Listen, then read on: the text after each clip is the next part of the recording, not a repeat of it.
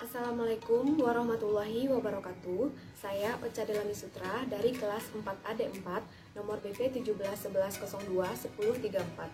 Pada kesempatan kali ini, saya akan melanjutkan metodologi penelitian saya, yang mana pada penelitian sebelumnya saya membahas mengenai pengaruh kecerdasan intelektual, kecerdasan emosional, dan kecerdasan spiritual terhadap pemahaman akuntansi. Dan kali ini saya telah mengganti variabel menjadi pengaruh kecerdasan intelektual, kecerdasan emosional, dan perilaku belajar terhadap pemahaman akuntansi. Untuk lebih jelasnya, ikuti video selanjutnya ya. Pembahasan yang pertama yaitu bab 1 pendahuluan yang terdiri dari latar belakang, rumusan masalah, tujuan penelitian, manfaat penelitian, dan sistematika penulisan. Selanjutnya bab 3 metode penelitian yang terdiri dari desain penelitian, populasi dan sampel, metode pengumpulan data, variabel penelitian, teknik pengukuran instrumen, teknik analisis data, uji kualitas data, uji asumsi klasik, dan uji hipotesis. Yang pertama, bab 1 pendahuluan yang membahas mengenai latar belakang masalah. Menurut Komang, tahun 2018, akuntansi merupakan suatu ilmu yang tidak akan pernah lepas dari kehidupan, karena merupakan ilmu yang sangat penting dan sangat dibutuhkan. Saat ini banyak sekali bidang akuntansi yang telah berhasil dikembangkan oleh para ahli akuntansi.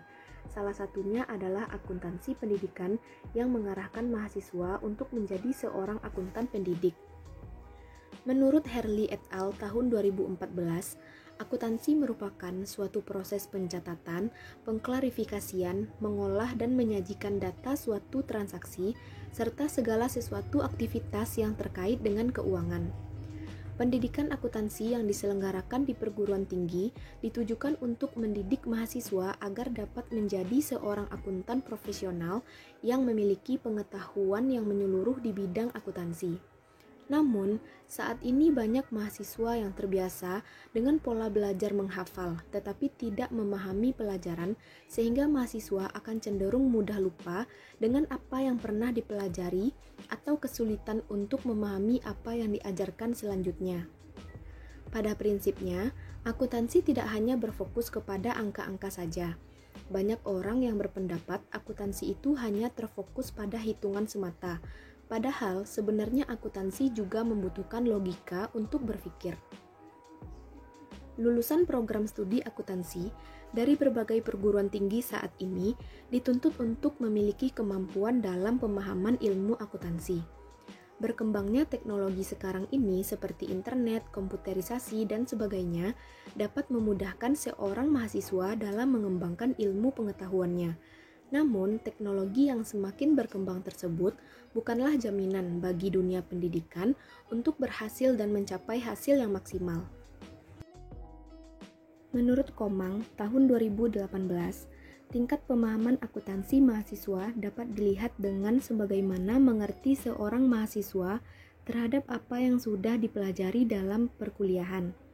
Tanda mahasiswa yang memahami akuntansi tidak hanya ditunjukkan dari nilai-nilai yang didapatkan dalam mata kuliah, tetapi juga apabila mahasiswa tersebut mengerti dan dapat menguasai konsep-konsep yang terkait mengenai akuntansi.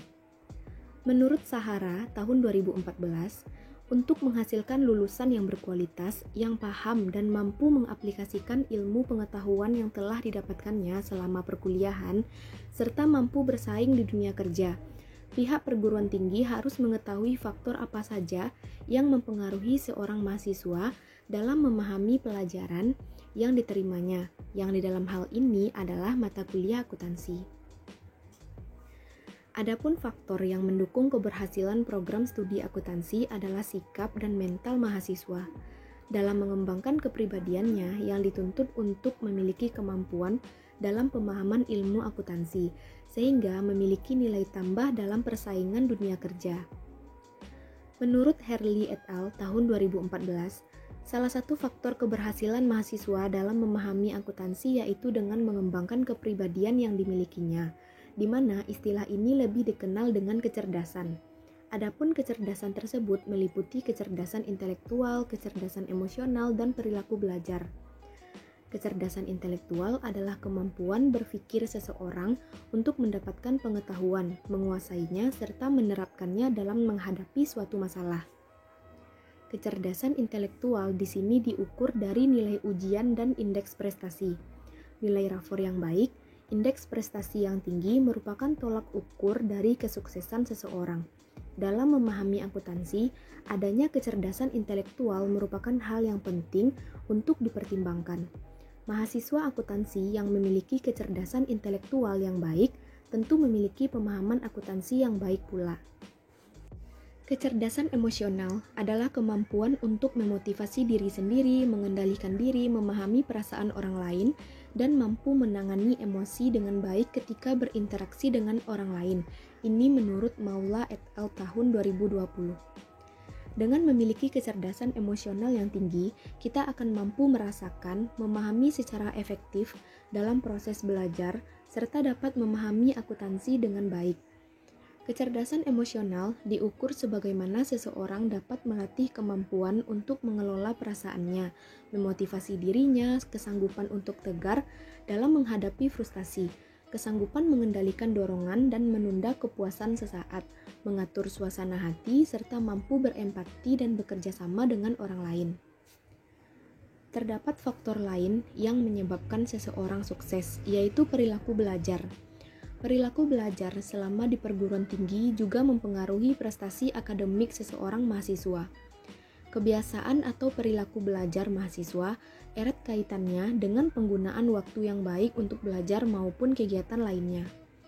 Belajar yang efisien dapat dicapai apabila menggunakan strategi yang tepat, yakni adanya pengaturan waktu yang baik dalam mengikuti perkuliahan. Belajar di rumah, berkelompok ataupun untuk mengikuti ujian.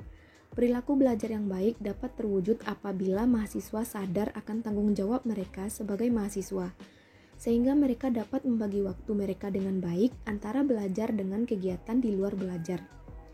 Motivasi dan disiplin diri sangat penting dalam hal ini, karena motivasi merupakan arah bagi pencapaian yang ingin diperoleh, dan disiplin merupakan perasaan taat dan patuh pada nilai-nilai yang diyakini dan melakukan pekerjaan yang tepat jika dirasa itu adalah sebuah tanggung jawab. Ini menurut Hanifah et al. Tahun 2001.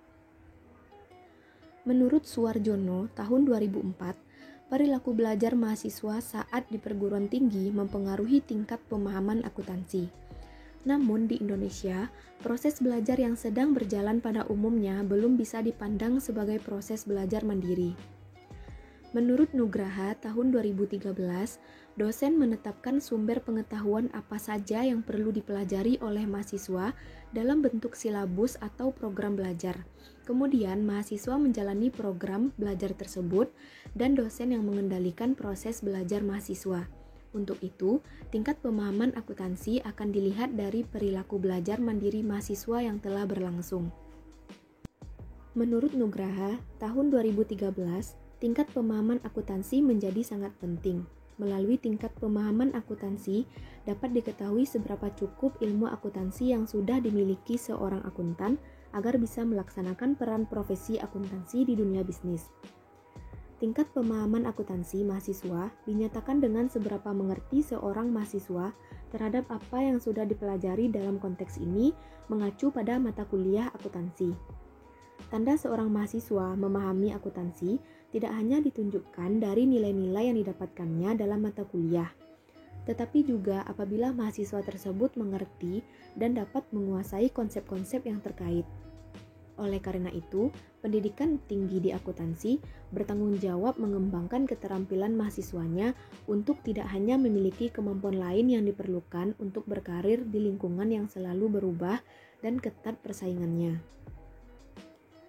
Berdasarkan latar belakang yang diuraikan di atas, maka penulis tertarik melakukan penelitian dengan judul Pengaruh Kecerdasan Intelektual, Kecerdasan Emosional, dan Perilaku Belajar terhadap Pemahaman Akuntansi.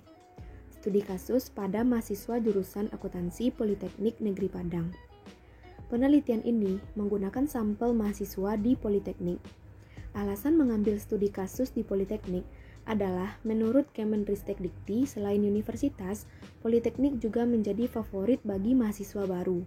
Adapun ciri khas dari politeknik itu sendiri adalah menerapkan pembelajaran yang lebih dominan ke praktik daripada teori. Setelah mahasiswa diberikan teori mengenai akuntansi, di sini mahasiswa tersebut juga diberikan mata kuliah praktik. Dengan adanya mata kuliah praktik yang diberikan, di sini mahasiswa politeknik dapat lebih mudah memahami pelajaran yang diterimanya, yang dalam hal ini adalah mata kuliah akuntansi. Praktik yang lebih dominan daripada teori juga menjadi salah satu faktor yang menyebabkan lulusan politeknik lebih siap untuk magang terjun ke dunia kerja. Selanjutnya yaitu rumusan masalah dan tujuan penelitian. Yang pertama, rumusan masalah. Berdasarkan penjelasan dari latar belakang, adapun rumusan masalah dari penelitian ini adalah yang pertama, bagaimana pengaruh kecerdasan intelektual terhadap pemahaman akuntansi bagi mahasiswa jurusan akuntansi di Politeknik Negeri Padang.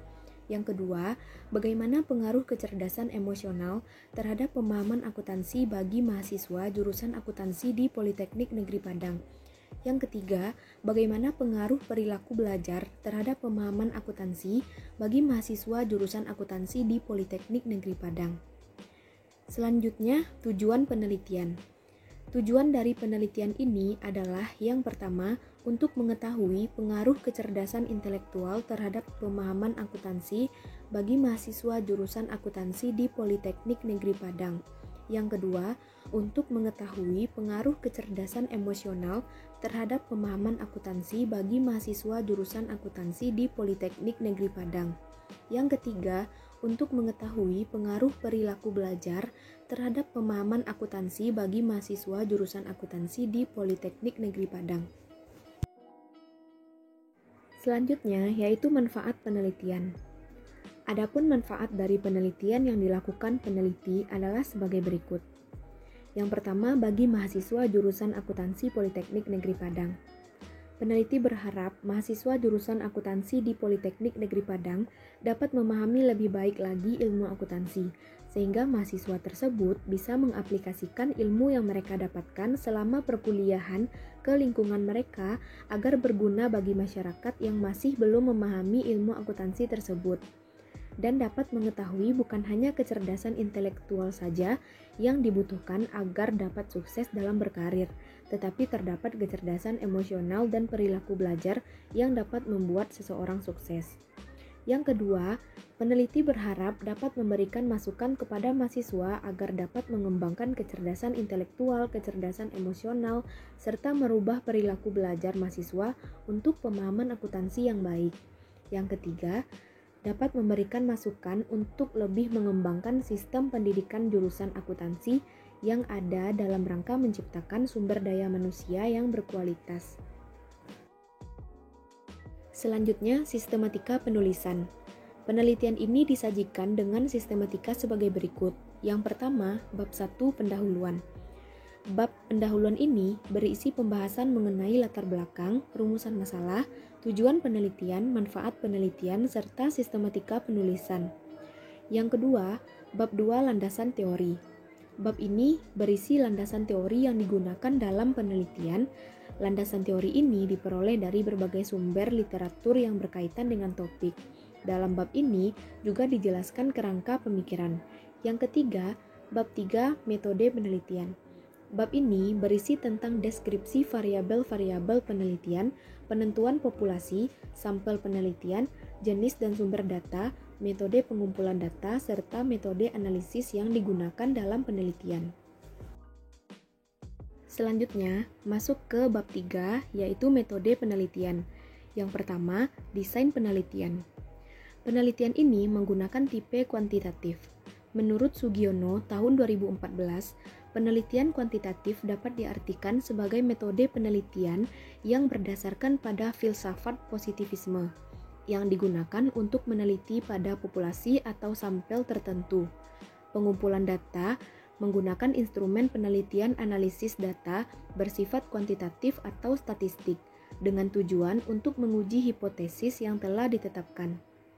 Menurut Sugiono tahun 2012, disebut penelitian kuantitatif karena data penelitian berupa angka-angka dan analisis menggunakan statistik. Menurut Ari Kunto tahun 2010, penelitian kasus adalah penelitian yang dilakukan secara intensif, terinci, dan mendalam terhadap suatu organisasi dan lembaga tertentu. Data dalam penelitian ini diperoleh atau dikumpulkan secara langsung dari sumber asli tanpa perantara dengan alat bantu yaitu kuesioner. Menurut Indriantoro dan Supomo tahun 2016, data tersebut diperoleh dengan menggunakan daftar pertanyaan yang telah terstruktur dengan tujuan untuk mengumpulkan informasi dari responden. Data yang digunakan dalam penelitian ini adalah jenis data primer. Data primer secara khusus dikumpulkan oleh peneliti untuk menjawab pertanyaan penelitian. Selanjutnya, populasi dan sampel. Menurut Indriantoro dan Supomo tahun 2016, populasi adalah sekelompok orang, kejadian atas segala sesuatu yang mempunyai karakteristik tertentu. Populasi dalam penelitian ini adalah seluruh mahasiswa yang masih aktif di jurusan Akuntansi Politeknik Negeri Padang. Sampel dalam penelitian ini dipilih dengan menggunakan metode purposive sampling yang bertujuan untuk mendapatkan sampel sesuai dengan kriteria yang ditentukan. Menurut Indriantoro dan Supomo tahun 2016, purposive sampling yaitu tipe pemilihan sampel secara tidak acak berdasarkan pertimbangan tertentu yang telah ditentukan dengan tujuan atau permasalahan dalam penelitian. Nah, penulis dalam penelitian ini melakukan penarikan sampel menggunakan rumus Lovin yang sebagai berikut. N sama dengan N per N dikali D kuadrat ditambah 1, yang mana N kecil merupakan jumlah sampel, N besar merupakan jumlah populasi, D merupakan tingkat presisi yang diharapkan. Nah, setelah dihitung berdasarkan rumus tersebut, maka dapat diestimasikan sampel yang dibutuhkan untuk penelitian ini sebanyak 223 orang yang terdiri dari 99 orang untuk mahasiswa Prodi D3 Akuntansi dan 124 orang untuk mahasiswa Prodi D4 Akuntansi di Politeknik Negeri Padang. Selanjutnya, metode pengumpulan data. Metode pengumpulan data dilakukan untuk memperoleh informasi yang dibutuhkan dalam rangka mencapai tujuan penelitian. Data yang dikumpulkan dalam penelitian ini adalah data primer. Menurut Zakiyah tahun 2013, data primer merupakan data utama dalam penelitian ini, yang diperoleh secara langsung dari sumber asli dan dikumpulkan oleh peneliti dengan menggunakan metode survei melalui penyebaran kuesioner kepada responden dengan sampel yang telah ditentukan. Data primer diperoleh dengan menggunakan metode survei yaitu melalui kuesioner. Pembagian kuesioner disebarkan dengan mendatangi satu persatu calon responden, menanyakan apakah calon memenuhi persyaratan sebagai calon responden untuk mengisi kuesioner. Kuesioner merupakan metode pengumpulan data yang lebih efisien dan cocok digunakan apabila jumlah responden cukup besar dan letak geografisnya terpencar atau luas. Ini menurut Syaiful Bahri tahun 2016. Kuesioner berisi item kasus dan pernyataan mengenai pendapat responden mengenai pengaruh kecerdasan intelektual, kecerdasan emosional, dan perilaku belajar terhadap pemahaman akuntansi. Penyebaran kuesioner dilakukan dengan menggunakan jenis kuesioner soft copy dan hard copy. Untuk penyebaran kuesioner secara soft copy dilakukan dengan menggunakan Google Form. Untuk penyebaran kuesioner hard copy dilakukan dengan penyebaran kuesioner ke setiap kelas yang ada di jurusan Akuntansi Politeknik Negeri Padang. Setelah memperoleh data, maka dilakukan tabulasi data atau pengkodean data. Kemudian melakukan analisis data menggunakan software pengolah angka Microsoft Excel dan software statistik atau SPSS. Selanjutnya, definisi operasional variabel dan pengukurannya. Definisi operasional. Menurut Sugiono tahun 2014, definisi operasional adalah pengertian setiap variabel dalam penelitian untuk dapat dipahami artinya atau maknanya sebelum dilakukan analisis. Variabel adalah sesuatu hal yang berbentuk apa saja yang ditetapkan oleh peneliti untuk dipelajari, sehingga diperoleh informasi tentang hal itu yang kemudian dapat ditarik kesimpulannya. Dalam penelitian ini terdapat dua variabel operasional yang akan diukur, yaitu variabel independen dan variabel dependen. Yang pertama, variabel independen. Menurut Sekaran dan Boughi tahun 2016, variabel independen merupakan variabel yang mengambil variabel terikat, baik secara positif maupun secara negatif. Jika terdapat variabel bebas, variabel terikat pun akan hadir, dan dengan setiap unit kenaikan dalam variabel bebas, terdapat pula kenaikan atau penurunan dalam variabel terikat. Variabel independen yang digunakan dalam penelitian ini adalah kecerdasan intelektual, kecerdasan emosional, dan perilaku belajar. Yang pertama, yaitu kecerdasan intelektual. Menurut Robbins dan Judd tahun 2008, kecerdasan intelektual adalah kemampuan yang dibutuhkan untuk melakukan berbagai aktivitas mental berpikir, menalar, dan memecahkan masalah. Menurut Saputra tahun 2018, pengukuran indikator variabel kecerdasan intelektual dalam penelitian ini menggunakan kuesioner dengan menggunakan 3 indikator, yaitu kemampuan memecahkan masalah, inteligensi verbal, dan inteligensi praktis. Selanjutnya yaitu kecerdasan emosional. Menurut Goleman tahun 2005, kecerdasan emosional adalah kemampuan mengenali diri sendiri dan perasaan orang lain, memotivasi diri sendiri, serta mengelola diri sendiri, serta mengelola emosi dengan baik pada diri sendiri dalam hubungan dengan orang lain. Menurut Melandi et al. Tahun 2006, alat ukur yang digunakan untuk mengukur variabel kecerdasan emosional adalah dengan menggunakan kuesioner yang dikembangkan menjadi 5 dimensi, yaitu pengendalian diri, pengenalan diri, motivasi, empati, dan keterampilan sosial. Selanjutnya, yaitu perilaku belajar. Menurut Rachmi tahun 2010, perilaku belajar sering juga disebut kebiasaan belajar, yaitu merupakan proses belajar yang dilakukan individu secara berulang-ulang sehingga menjadi otomatis atau spontan.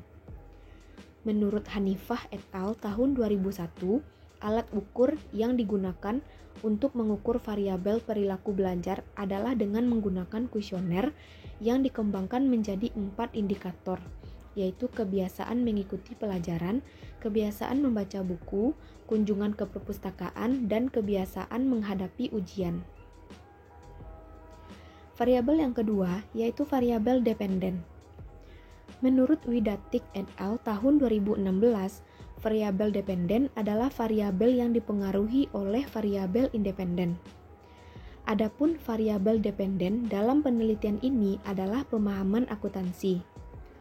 Menurut Riswandi et al. Tahun 2017, pemahaman akuntansi adalah kemampuan individu dalam memahami dan menganalisis semua mata kuliah yang berhubungan dengan akuntansi, sehingga dapat diaplikasikan ke dunia kerja.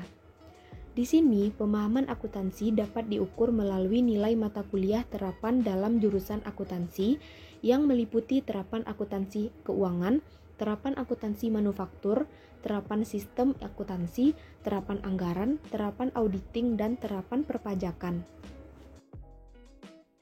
Selanjutnya, teknik pengukuran instrumen. Data penelitian ini dikumpulkan menggunakan kuesioner.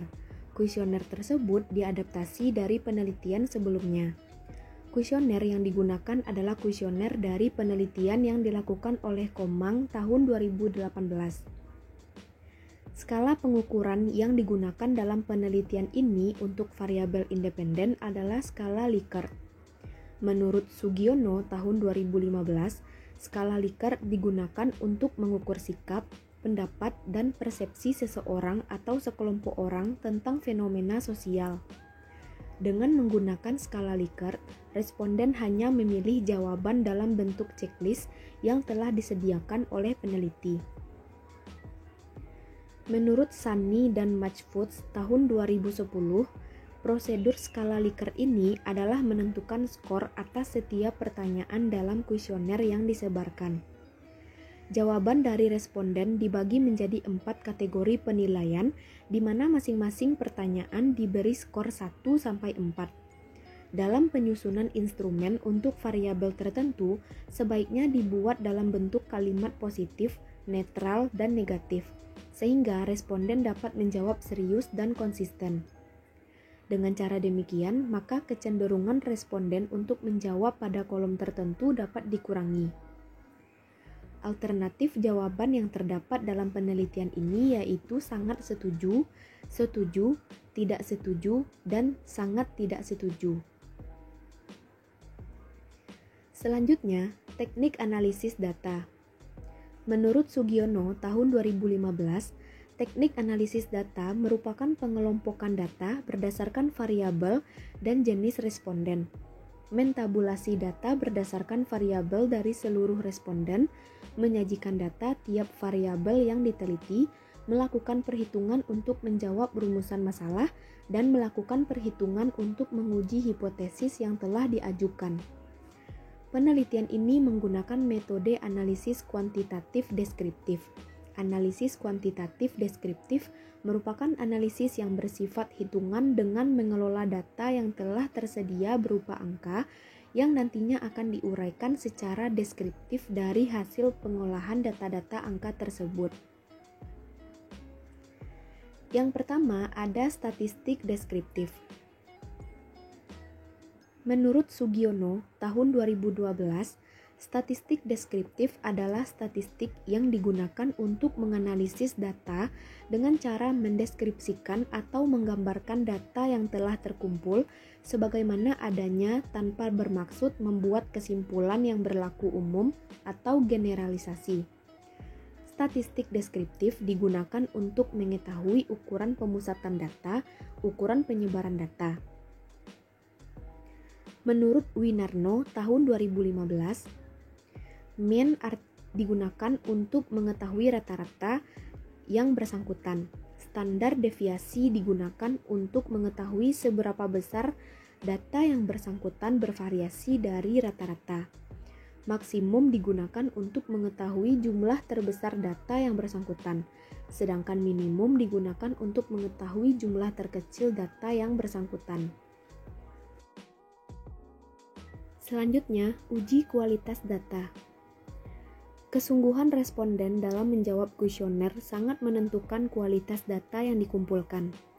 Kesungguhan responden ini dipengaruhi oleh faktor situasional dan kualitas alat ukur yang digunakan dalam penelitian. Keabsahan suatu hasil penelitian sangat ditentukan oleh alat ukur yang dipakai untuk mengukur variabel penelitian.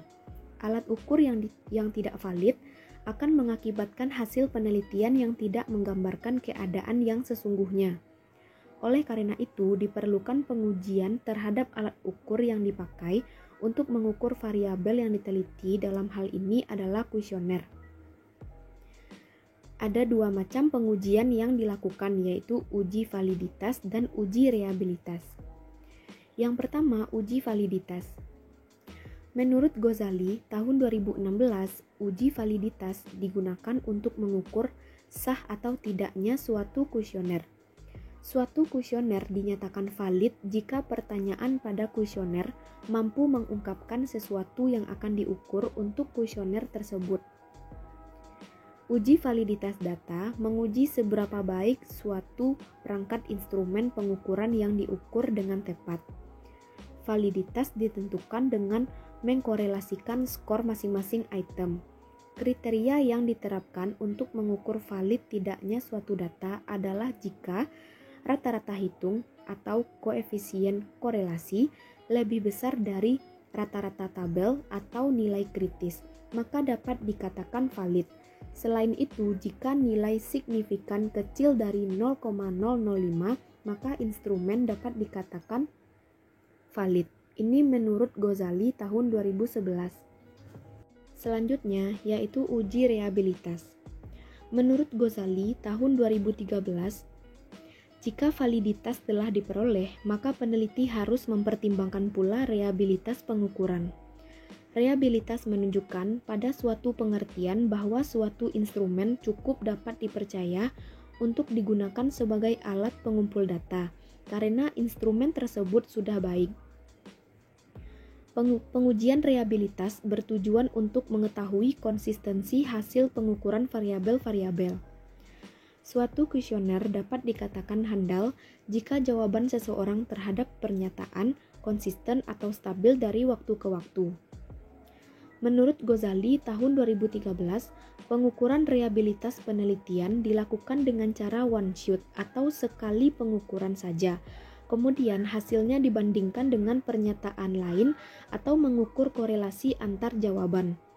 Dengan alat bantu program SPSS, konstruk atau variabel dikatakan reliable jika memberikan nilai Cronbach alpha besar dari 0,60. Selanjutnya yaitu uji asumsi klasik. Uji asumsi klasik perlu dilakukan sebelum melakukan uji regresi linier berganda. Pengujian asumsi klasik dilakukan untuk mendeteksi ada atau tidaknya penyimpangan asumsi klasik atas persamaan regresi berganda dilakukan. Pengujian yang dilakukan terdiri dari uji normalitas, linearitas, multikolinearitas, dan heterokedastisitas. Yang pertama, uji normalitas.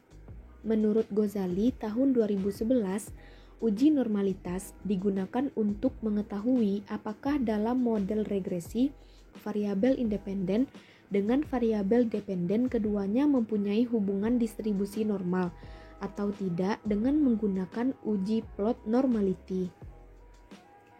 Uji normalitas dilakukan untuk melihat apakah dalam model regresi variabel terikat dan variabel bebas keduanya mempunyai distribusi normal atau tidak.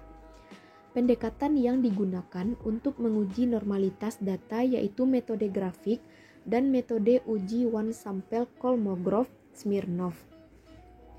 Dalam penelitian ini, peneliti menggunakan uji Kolmogorov-Smirnov yaitu pengujian normalitas yang banyak dipakai, terutama setelah banyak program statistik yang ada. Uji Kolmogorov-Smirnov dengan membandingkan nilai signifikansi besar dari 0,05 maka sebaran distribusi data normal, tetapi sebaliknya signifikansi kecil dari 0,05 maka sebaran distribusi datanya tidak normal.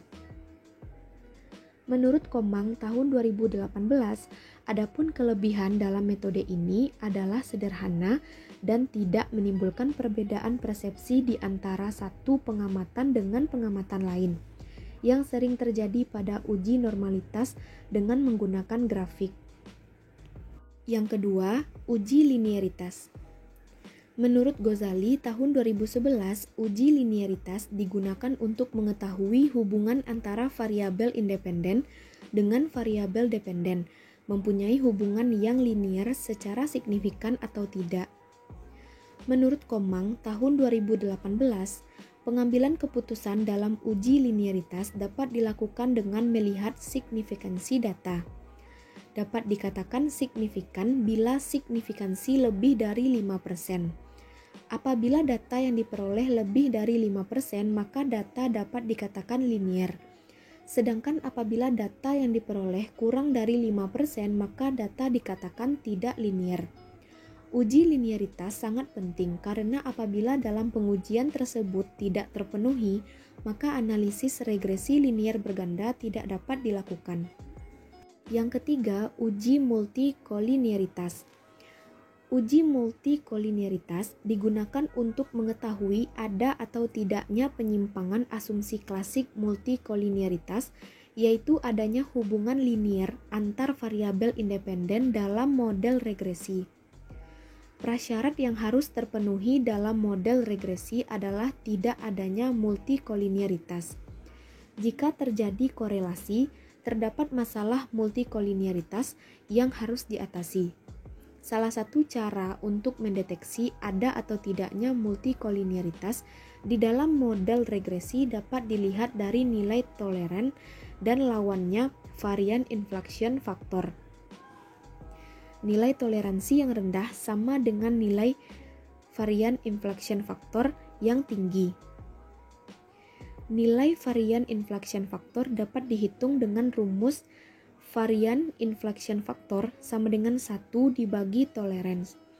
Apabila dalam suatu penelitian besarnya nilai varian inflection factor kecil dari 10 dan nilai tolerance besar dari 0,10 menunjukkan tidak terdapat multikolinearitas dalam penelitian tersebut. Ini menurut Ghazali tahun 2011. Yang keempat yaitu uji heterokedastisitas. Uji heterokedastisitas dilakukan untuk mengetahui apakah dalam sebuah model regresi terjadi ketidaksamaan varian dari residual suatu pengamatan ke pengamatan lain. Jika varian dari residual suatu pengamatan ke pengamatan lain tetap, maka disebut homoskedastisitas. Sedangkan untuk varian berbeda disebut heterokedastisitas. Model regresi yang baik adalah tidak terjadi heterokedastisitas. Penelitian ini untuk mengetahui ada atau tidaknya heterokedastisitas menggunakan metode uji Glaser. Hal ini bertujuan agar memperkuat hasil yang didapat dalam ujian tersebut.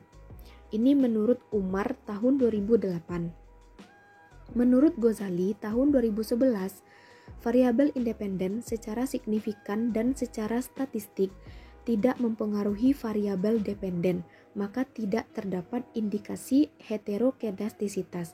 Semua dapat dilihat dari probabilitas signifikannya di atas tingkat kepercayaan 5%. Selanjutnya, uji hipotesis. Uji hipotesis dilakukan dengan menguji hipotesis yang telah disampaikan oleh peneliti.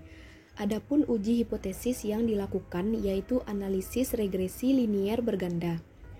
Analisis regresi linier berganda digunakan untuk mengetahui atau mengukur intensitas hubungan antara variabel terikat dengan beberapa variabel bebas. Adapun langkah-langkah analisis regresi linier berganda adalah sebagai berikut. Yang pertama, membuat garis regresi linier berganda. Adapun model persamaan regresi yang dapat digunakan adalah sebagai berikut. Y sama dengan A ditambah B1X1 ditambah B2X2 ditambah B3X3 ditambah E, yang mana A adalah konstanta. B1, B2, B3 adalah koefisien regresi variabel bebas. Y adalah pemahaman akuntansi. X1 adalah kecerdasan intelektual, X2 adalah kecerdasan emosional, X3 perilaku belajar, E adalah error. Yang kedua, menguji koefisien determinasi atau R kuadrat. Koefisien determinasi atau R kuadrat pada intinya adalah mengukur seberapa jauh kemampuan model dalam menjelaskan variabel dependen. Nilai koefisien determinasi R kuadrat antara 0 dan 1. Nilai R kuadrat yang kecil berarti kemampuan variabel-variabel independen dalam menjelaskan variasi variabel dependen sangat terbatas. Nilai yang mendekati satu variabel-variabel independen memberikan hampir semua informasi yang dibutuhkan untuk memprediksi variasi variabel dependen. Secara umum, koefisien determinasi untuk data silang atau co-resection relatif rendah karena adanya variasi besar antara masing-masing pengamatan. Sedangkan untuk data runtun atau time series biasanya mempunyai nilai koefisien determinasi yang tinggi. Ini menurut Ghazali tahun 2013. Selanjutnya, uji statistik F. Uji F digunakan untuk menunjukkan apakah semua variabel independen yang dimasukkan dalam model mempunyai pengaruh secara bersama-sama terhadap variabel dependen. Ini menurut Ghazali tahun 2006. Pengujian dilakukan dengan menggunakan signifikan level 0,05. Untuk menguji hipotesis ini digunakan statistik F dengan kriteria pengambilan keputusan sebagai berikut. Yang pertama, signifikan apabila nilai signifikan besar dari A atau 0,05, maka hipotesis diterima. Yang kedua, tidak signifikan apabila nilai signifikan besar dari A atau 0,05 maka hipotesis ditolak. Uji yang terakhir yaitu uji statistik T. Pengujian ini dilakukan untuk mengetahui apakah semua variabel independen secara individu berpengaruh terhadap variabel dependen. Adapun ketentuan penerimaan atau penolakan pengujian ini yaitu apabila angka signifikan kurang dari 0,05 maka hipotesis alternatif diterima dan hipotesis 0 ditolak. Ini menurut Ghazali tahun 2006. Pengujian hipotesis juga dapat dilakukan dengan menggunakan perbandingan antara T hitung dengan T tabel dengan ketentuan yang pertama, jika rata-rata hitung besar dari rata-rata tabel, maka H0 ditolak, ada pengaruh yang signifikan. Yang kedua, jika rata-rata hitung kecil dari rata-rata tabel, maka H0 diterima atau tidak ada pengaruh yang signifikan. Yang kedua, berdasarkan signifikansi kriterianya. Yang pertama, akan signifikan apabila nilai signifikannya kecil dari A atau 0,05, maka hipotesis diterima. Yang kedua, tidak signifikan apabila nilai signifikannya besar dari A 0,05, maka hipotesis ditolak. Sekian video presentasi dari saya. Jika ada kesalahan dalam berkata, mohon dimaafkan. Assalamualaikum warahmatullahi wabarakatuh.